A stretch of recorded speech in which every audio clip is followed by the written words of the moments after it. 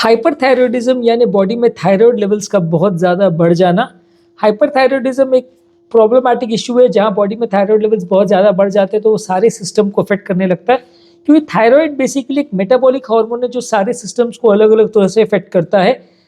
Thyroid बढ़ जाने से ऐसा नहीं है कि वो सिर्फ थायराइड को अफेक्ट करता है, या ऐसा नहीं है कि वो बॉडी के सिर्फ मेटाबॉलिज्म को ही अफेक्ट करता है, वो हर सिस्टम को अफेक्ट करता है। हार्ट को भी परमानेंटली डैमेज कर सकता है, अरिथमियाज कर सकता है, व्यक्ति का जान का खतरा भी हो सकता है, खासकर अगर सडन सर्ज ऑफ थायराइड हो, बहुत ज़्यादा थायराइड और पेशेंट थायरोटॉक्सिकोसिस में चलाया जाए, जिसका मतलब टेक्निकली ये है कि बहुत ज़्यादा बॉडी में थायराइड लेवल्स अगर बढ़ जाए, सडन अक्यूट बढ़ जाए, तो वो ज़्यादा पेशेंट के लिए डेंजरस हो सकता है, जान का खतरा भी हो सकता है। आज हम स्पेसिफिकली बात करेंगे हाइपरथायरॉयडिज्म का हार्ट पर क्या इफेक्ट होता है। हमने हाइपरथायरॉयडिज्म और हाइपोथायरॉयडिज्म दोनों पर डिटेल वीडियो किया है, जिसमें हमने बेसिक डिजीज के बारे में बात की है, वो आप मेरे चैनल पर देख सकते हैं। पर आज बेसिकली सिर्फ हम बात करेंगे हार्ट पर उसका क्या इफेक्ट होता है।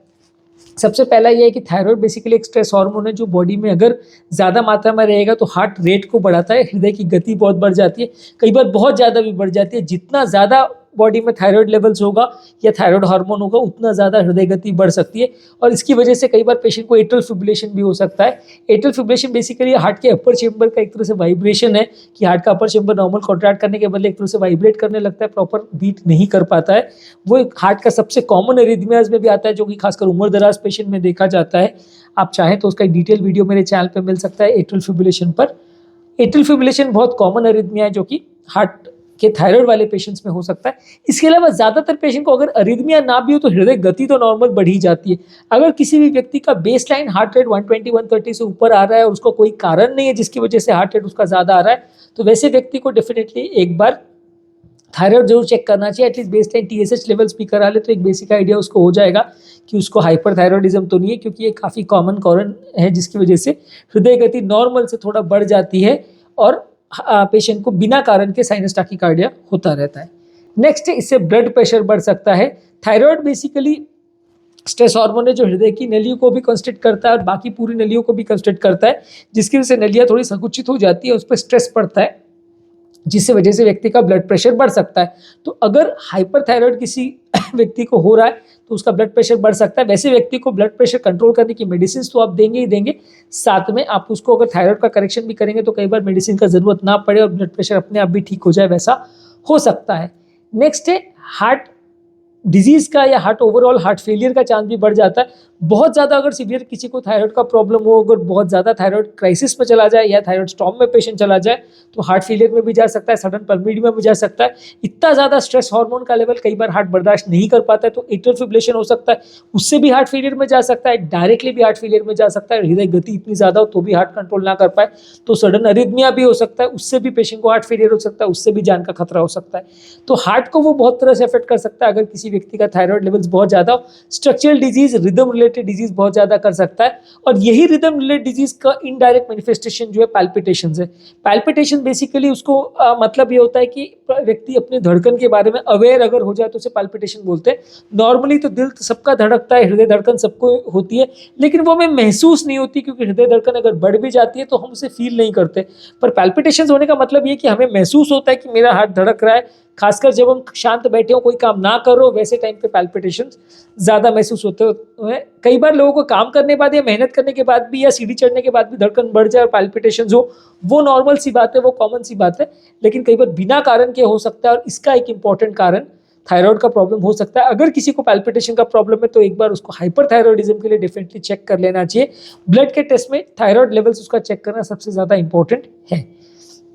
नेक्स्ट है, अगर इसको लंबे समय तक किसी का थायराइड का प्रॉब्लम हो तो हार्ट पर इतना हीमोडायनेमिक ओवरलोड बढ़ता है, हार्ट पर इतना स्ट्रेस बढ़ता है कि हार्ट का साइज बहुत बढ़ जाता है। इसे कार्डियोमेगाली बोलते हैं कि हार्ट का साइज नॉर्मल से डायलेट हो जाता है, क्योंकि हार्ट उसमें ज़्यादा मेहनत कर रहा है, ज़्यादा बार धड़क रहा है, ज़्यादा वर्कलोड कर रहा है, ज़्यादा ब्लड को एक बार में पंप कर रहा है, तो एक तरह से ओवरवर्क कर रहा है। ओवरवर्क किसी भी मसल को अगर ज़्यादा कराया जाए तो हाइपरट्रोफी या उसका साइज बढ़ जाता है।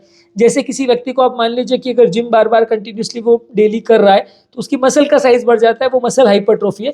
वैसे हार्ट का साइज भी बढ़ जाता है अगर लंबे समय तक थायराइड हार्मोन्स बॉडी में बहुत ज़्यादा हो, इससे कार्डियोमेगाली बोलते हैं। तो एनलार्ज हार्ट यानी कार्डियोमेगाली भी थायराइड का प्रॉब्लम वाले पेशेंट्स में देखा जा सकता है।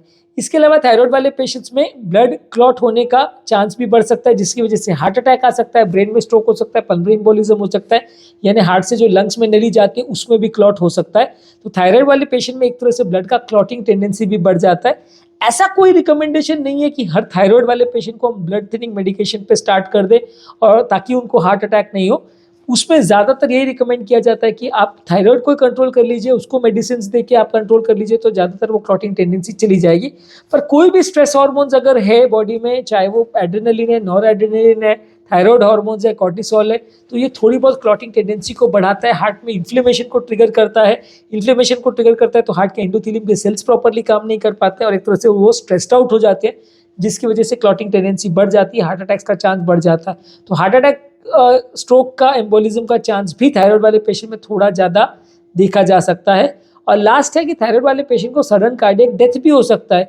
जो हार्ट का अरिथमिया होता है या धड़कन का प्रॉब्लम होता है, उसकी वजह से पेशेंट का सडनली रिदम इतना भी चेंज हो सकता है कि व्यक्ति का हार्ट पूरी तरह से बंद हो जाए और जान चली जाए, ऐसा हो सकता है। यानी थायराइड वाले पेशेंट्स को अगर बहुत ज़्यादा थायराइड क्राइसिस में पेशेंट, और खासकर अगर थायराइड स्टॉर्म में चला गया है या सडन हार्ट फेलियर में चला गया है, दोनों ही सिचुएशन में व्यक्ति की सडन जान जा सकती है, सडन कार्डियक डेथ हो सकती है, कार्डियक अरेस्ट में जा सकता है पेशेंट। तो इसलिए थायराइड हार्मोन को बहुत ज़्यादा लाइटली नहीं लेना चाहिए, और थायराइड जिनको भी है उनको हार्ट के लिए वैल्यूएशन करना जरूरी है। उल्टा भी है, अगर किसी को हार्ट का प्रॉब्लम है, हार्ट फेलियर है, अरिथमिया का प्रॉब्लम है, पैल्पिटेशंस है, एट्रियल फिब्रिलेशंस है, या किसी को अगर सिग्निफिकेंट और फीचर्स है अगर जिसमें हार्ट का प्रॉब्लम देखा जा रहा है बात की थायराइड के फीचर्स के साथ, तो थायराइड का इवैल्यूएशन डेफिनेटली कराना चाहिए। ये एक रिवर्सिबल कॉज है जिसमें व्यक्ति को सीवियर हार्ट फेलियर या हार्ट का प्रॉब्लम हो सकता है, और जहां हम प्रॉब्लम को ठीक कर दें तो हार्ट का प्रॉब्लम हमेशा के लिए चला जाएगा और कभी पेशेंट को वापस तकलीफ ना करे, ऐसा हो सकता है। तो इसलिए अगर किसी भी व्यक्ति को हार्ट रिलेटेड प्रॉब्लम है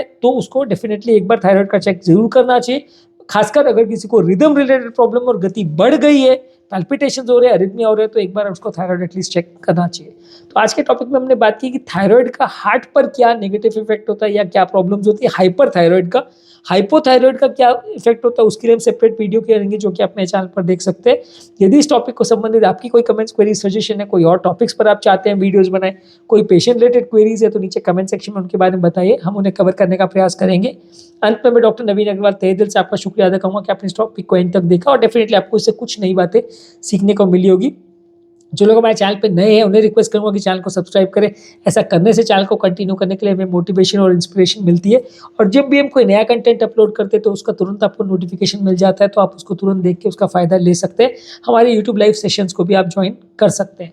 जो लोग हमारे चैनल पर बहुत ज़्यादा वीडियोस जो अवेलेबल है उसमें उन्हें कंटेंट ढूंढने में दिक्कत होती है, तो उनके लिए हमने प्लेलिस्ट बनाई हुई है, जिसका लिंक मैं कमेंट सेक्शन और डिस्क्रिप्शन बॉक्स में छोड़ दे रहा हूँ। आप उस प्लेलिस्ट पर जाइए तो आपके मतलब के टॉपिक्स आपको मिल जाएंगे, आपको ज़्यादा ढूंढे बिना आपको रेलेवेंट कंटेंट मिल जाएगा बिना टाइम वेस्ट करे। और जो लोग बहुत ज़्यादा डिटेल में वीडियोस नहीं देखना चाहते हैं उनके लिए रेगुलर बेस पे हम यूट्यूब शॉर्ट्स अपलोड कर रहे हैं, जिसमें सारे टॉपिक में का 1 मिनट समरी हम आपको देते हैं। इस यूट्यूब शॉर्ट्स को हम फेसबुक और इंस्टाग्राम पे भी अपलोड करें, आप वहाँ पे भी हमें फॉलो कर सकते हैं।